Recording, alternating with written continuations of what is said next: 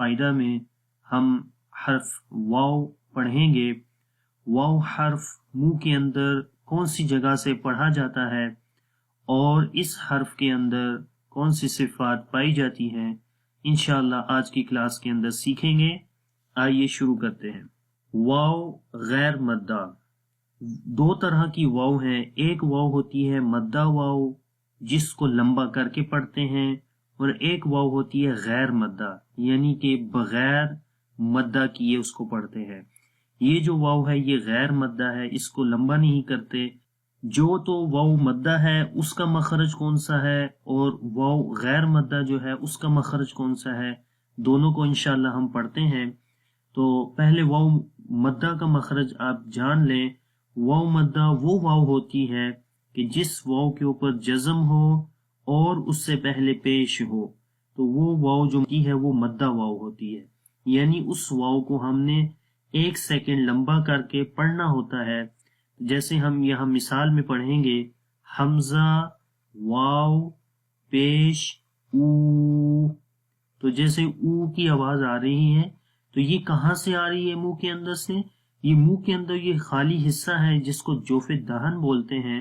تو جوف دہن سے 3 مدہ حروف پڑھے جاتے ہیں، الف مدہ، واو مدہ اور یا مدہ. تو یہ 3 حروف جو مدہ ہوتے ہیں وہ اس جوف دہن سے پڑھے جاتے ہیں. اور یہ جو واو ہے اب جو ہم پڑھنے جا رہے ہیں یہ غیر مدہ ہے.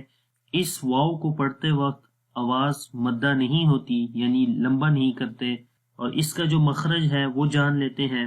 اور اب واو غیر مدہ کا جو مخرج ہے وہ دونوں ہونٹوں کو گول کرنے سے پڑھا جاتا ہے، یعنی کہ اس طریقے سے اس کو گول کریں گے کہ وہ آپس میں ملے نہیں. تو یہ آپ اس امیج کے اندر بھی دیکھ سکتے ہیں اور یہ رائٹ سائڈ پہ بھی یہ دیکھ سکتے ہیں کہ جب ہم واو کو پڑھیں گے تو وہ اس کے ہونٹ آپس میں ملیں گے نہیں بلکہ گول ہو جائیں گے. تو پڑھیں گے واو واو واو. تو یہ واو کا مخرج ہے جو غیر مدہ ہے. اب اس کی مثالیں پڑھتے ہیں. واو زبر وا، واو زیر وی، واو پیش وو. بغیر جوڑ کے پڑھیں گے وا وی وو. یہ واو غیر مدہ کا مخرج ہو گیا. اب اس کے اندر جو صفات پائی جاتی ہیں وہ ہیں، پہلی صرف جہر کی ہے یعنی کہ سانس رک جاتا ہے. تو پڑھیں گے حمزہ واو زبر او او، تو سانس رک گیا.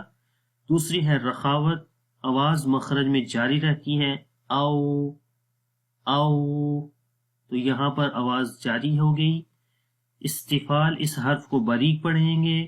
انفتاح یعنی کہ منہ کھول کر پڑھیں گے، آواز کا انحصار منہ کے اندر نہیں ہوتا. اسمات، یہ حرف اپنے مخرج سے مضبوطی کے ساتھ پڑھا جاتا ہے. اور آخر میں ہے لین، یعنی کہ یہ جو پہلی ہم نے مثال پڑھی حمزہ واو زبر او، تو یہ حرف لین ہے یعنی کہ نرمی کے ساتھ اس کو پڑھتے ہیں. تو آئیے اس کی مثالیں پڑھتے ہیں. حمزہ واو زبر او او. آگے جو یہ کراس ہے اس کا مطلب کہ جب واو کے اوپر جزم ہو تو اس سے پہلے زیر نہیں آتی ہے. تو یہاں پہلی والی مثال میں زبر ہے واو سے پہلے، اور آخر والی مثال میں واو سے پہلے پیش ہے. جس واو کے اوپر جزم ہو اور اس سے پہلے زیر نہیں آتی، اور اگر آئے بھی تو وہ واو یا میں کنورٹ ہو جاتی ہے. تو لہٰذا یہاں اس کی مثال نہیں ہے. اور اب آگے ہے حمزہ واو پیش او